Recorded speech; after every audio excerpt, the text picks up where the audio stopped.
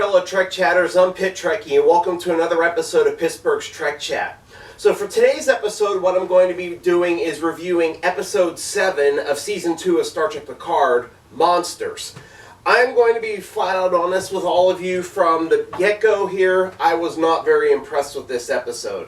The first half of it was convoluted and confusing, and quite frankly, not very interesting in my opinion. Some of the other little stories that were filtered in the first half were a lot better, and then the second half of the episode seemed to get a whole lot more interesting, and helps us lead more toward the way the rest of the season is going to go.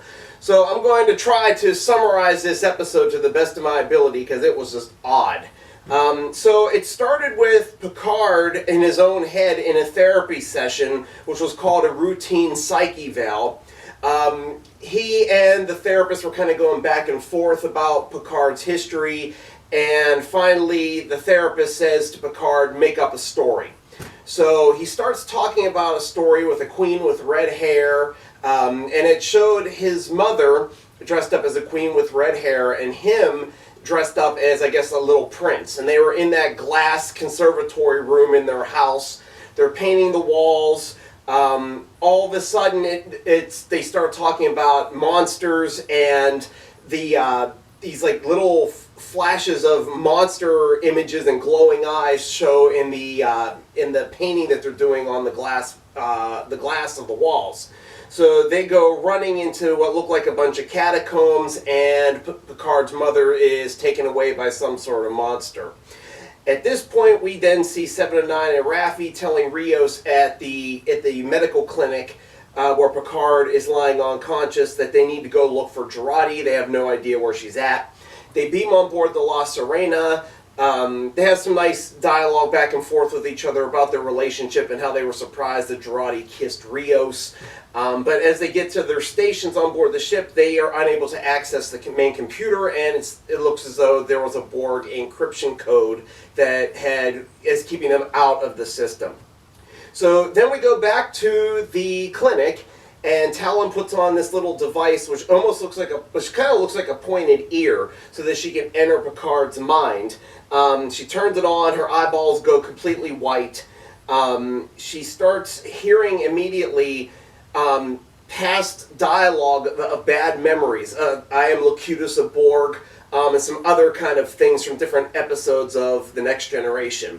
She's in some sort of catacombs and in some sort of dungeon, and she's kind of surprised about all of what she's seeing. She sees a child version of Picard. He says that he can't leave that spot. His mother told him that he can never leave by himself. And then they hear a monster, and she takes him, and they try to escape. This then goes back to Picard with the therapist. They start talking again just about random oddball stuff, and Picard actually says to this therapist, who exactly are you? Just because of some of the questioning that the therapist is saying. Also, it's why is it hard to let people in, is what the therapist asks him. And why do you keep people at arm's length? And is he really hiding a darker version of himself that nobody else actually sees? Is there some sort of guilt that he is hiding from other people around him? This then transitions back to Picard and Talon. They're in his mind, running away from the monster. Then it skips to Teresa Ramirez, the doctor, coming in with her son to the clinic. She wants to check in on how Picard is doing. The son kind of goes away for a little bit. Rios tries saying that Picard is good, but when Teresa tries to go into the room, it's locked. This obviously ticks her off, and she says, "You don't lock me out of rooms in my clinic." He gives her the key, she walks in, and she's completely stunned by what she sees. She sees Picard's kind of like shaking and on the bed, and Talon is sitting there with her white eyeballs and that device on her, and she has no idea what she's actually watching at this point. Talon and Picard eventually attack the creature. They're back in his mind. They attack the creature, and they kind of go running off again. Then it switches back to Teresa. Picard's again having this issue where he's kind of convulsing, and there are problems with his brain. Teresa says she doesn't know what to do to help him, so Rios actually contacts Raffi on the La Sirena, and she beams him in front of Teresa this little Noro device that he hands to Teresa and says, go ahead and use this on Picard. It's some sort of Noro stabilizer. She's obviously very nervous about this, but she goes ahead and starts to use the device by Picard's head. Then we're back in Picard's head, and Talon notices that Picard doesn't seem to want to be unstuck from these memories. And what is he afraid of? What's going to happen if he gets unstuck, basically, from these bad memories related to his mother and this monster? She says, no matter what, you don't have to be through this by yourself. You're not alone now at this point. So this kind of goes back to Picard being stabilized by Teresa. Then we get to back on board the La Sirena. 7 of 9 is actually able to break the Borg programming that Jurati or the Borg Queen obviously put into the system. She says that she had remembered some sort of algorithm from her time in the collective and was able to get through. They also found a video of Jurati as the Borg Queen, even though they don't really know she's the Borg Queen yet, actually accessing the panels and putting in the Borg algorithm that was taking over La Sirena, which was giving them the problems that they were having. So then we go back into Picard's mind again, into Picard's dream. He sees him. The older current Picard actually sees himself with Talon. He's kind of surprised why she's in his mind. They notice that the younger Picard says, "You're a monster," and looks over, and it's actually the therapist sitting in front of a door where Picard's mother is actually being held captive. The younger Picard says he's a monster. The therapist ends up telling Picard that he's actually Picard's father, and that Picard actually says to his father, "You were nothing but relentless, your cruelty." And what we find out is that it was actually Picard's father who had been protecting the younger Picard from his mother, who actually has some sort of mental illness. What we find out is that Picard and his mother were together. They escaped into the catacombs underneath Chateau Picard, and Picard got his foot stuck in some wood. And Mom just kind of ran away. And we find out from Picard's father that it was several hours later that he actually found Jean-Luc and released him. And I guess from what we saw in the dream, Picard's mother was basically going crazy, and Picard's father kind of had to restrain her and put her in the closet. What father tells to Jean-Luc is that she was basically mentally ill, that she had difficulty with reality, and he basically had to save mother from herself, and that's why he put her into that closet. And the younger Picard would hear mother saying, "Please, Jean-Luc, release me. Everything's going to be okay." So he says to his father, "I don't think I've ever really known the true you." And that's basically kind of where that ends. Talon said that Picard seems to save others with the pain that he has felt all these years from all of these memories in association with Mother. Picard actually ends up waking up. Talon ends up coming out of it as well. Then there's a pause in that storyline, and we go back to Rios, who's coloring like spaceships, space pictures on the walls with Dr. Ramirez's son. She notices how much that he values Picard, and he says that I've never really had Picard or a father in my life. My father was minimally involved, which seems to be a theme going on this season in Picard. But anyway, he says that he looks up to Picard as a father figure and wants to impress him like he would want to impress a father. This leads to a discussion about who Rios really is, and Teresa saying basically, if you're lying to me, they'll never find your body. He calls the son over, and he says to them, "Hey, I want to show you something." And he ends up beaming all three of them to La Sirena. They're obviously very surprised about what had just happened.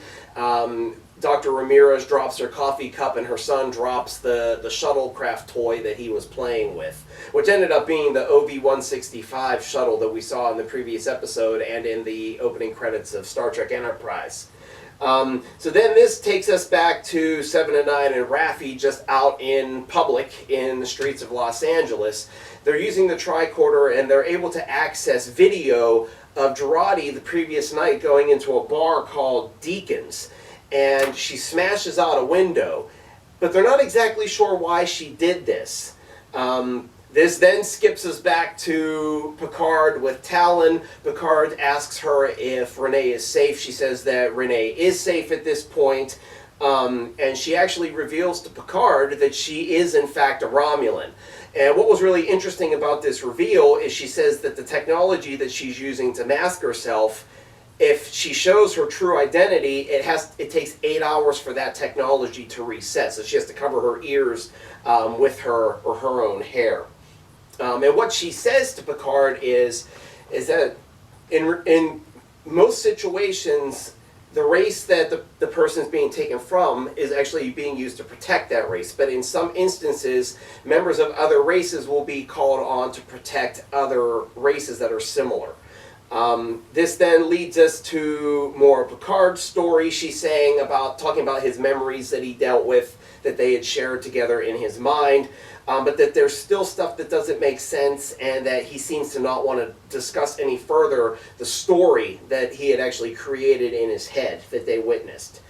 They start discussing Q, and Picard starts talking about how Q seems to always wanted to get Picard to know himself, but that Q, there's something, the issue that's been going on all season with Q. He notices that this issue that's going on, this trial that Q is putting them all through at this point, seems, quote, deeply personal and urgent to him, and he wants to figure out why.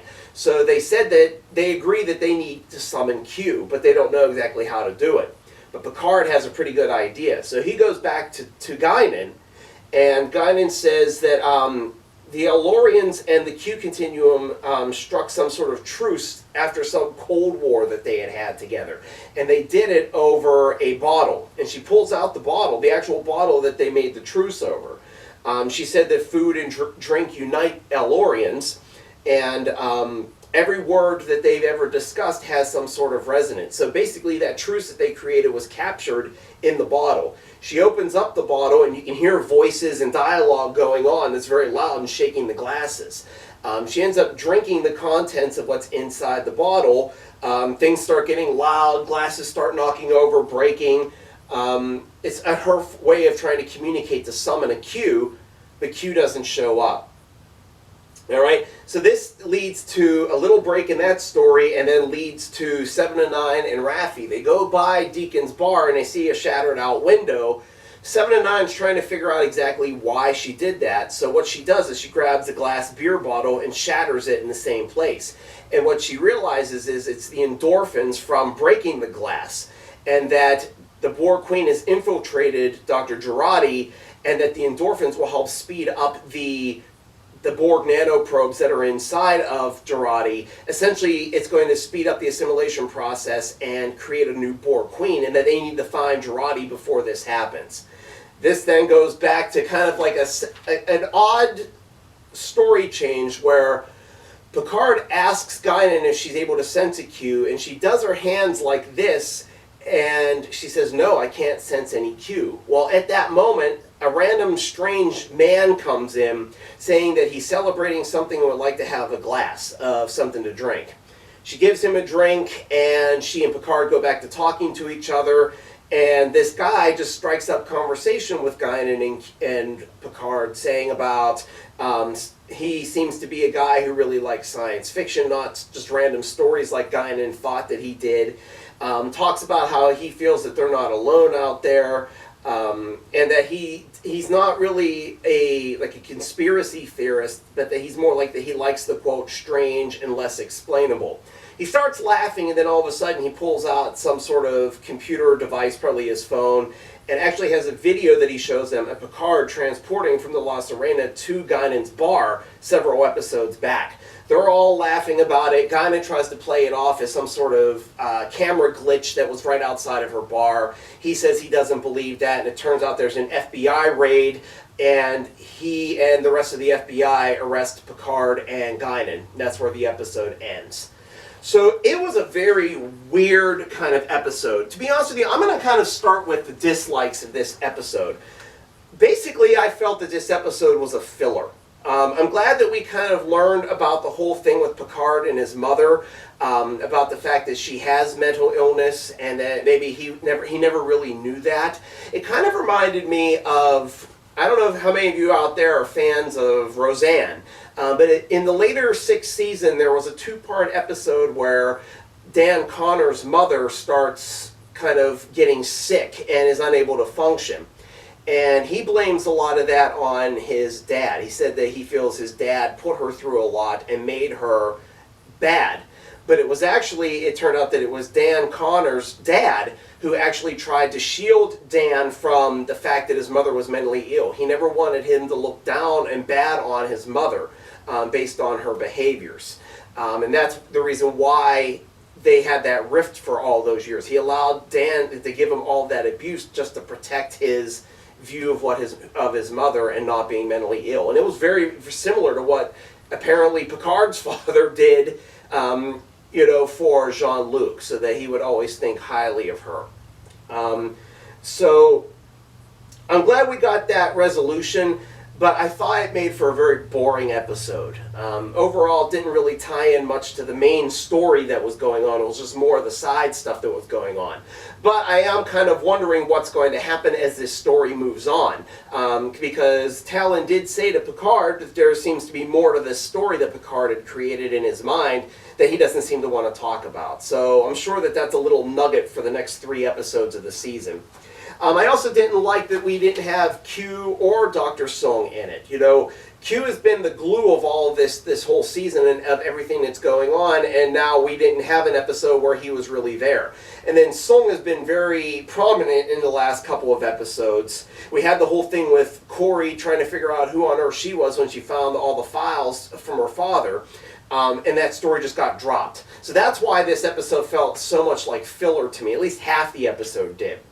But those are really the only dislikes. I did like a couple things about the episode. I did like that Dr. Ramirez, Teresa, is a very strong, independent woman, and will do anything for her family, do anything for her son. And then she basically was telling Rios off in the episode, "You don't lock me out of rooms in my clinic. I want you to be honest with me or nobody's ever going to find you." So I like that strength with her, and I love seeing that she and Rios are building to something more and more. But how far is that going to go? Because again, they're trapped in the 21st century. What's going to really happen at this point?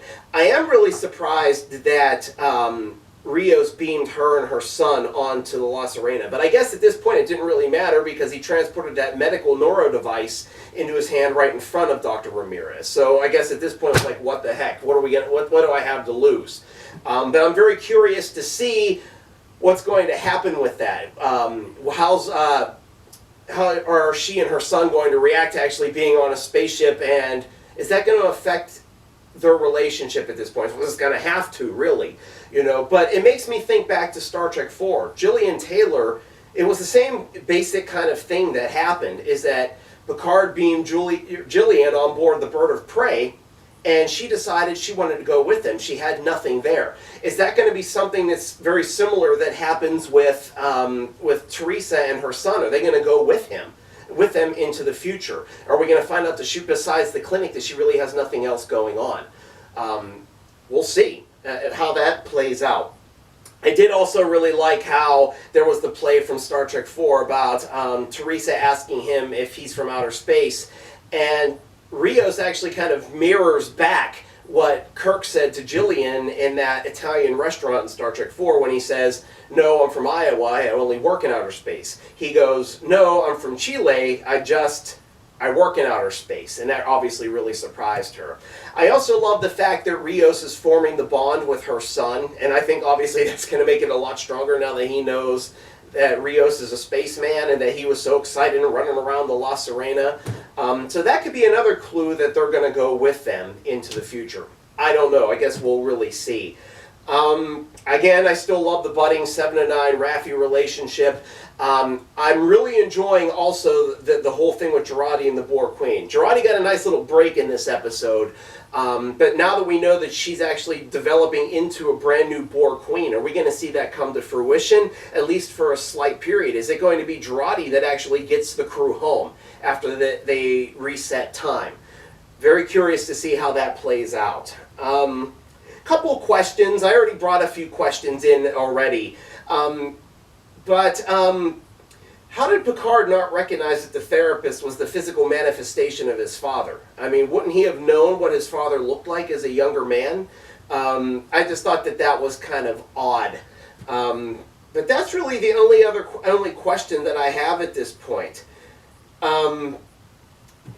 I don't know. What else? What do you think? What are some other questions that you guys have? Oh, also kind of maybe a little question too is that his father, as the therapist, was dressed in what looked like a Starfleet uniform that we've never seen before. He obviously had rank pips on, and he had the Generations Voyager communicator style on, which is my favorite communicator of all of the TNG era.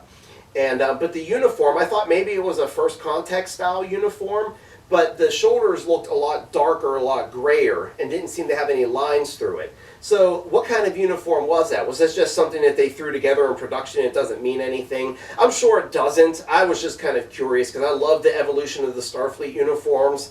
And I've noticed in a lot of the newer Star Trek lately with Prodigy, with Picard, and Lower Decks, the uniforms just keep kind of jumping around everywhere. And they're starting to become nonsensical, like what's what.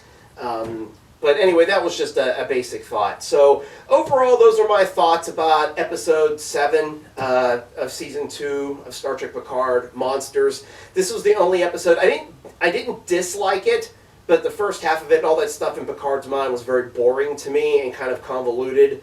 It just wasn't interesting to me. I think it caused a break in the main story. And like I said, it just seemed to be filler to me, and I'm hoping the last 3 episodes won't feel that way. So what are your thoughts about this episode? Please feel free to comment below if you watched the video. As always, you know that you can follow my show here on YouTube. Just type in Pittsburgh's Trek Chat into the search engine.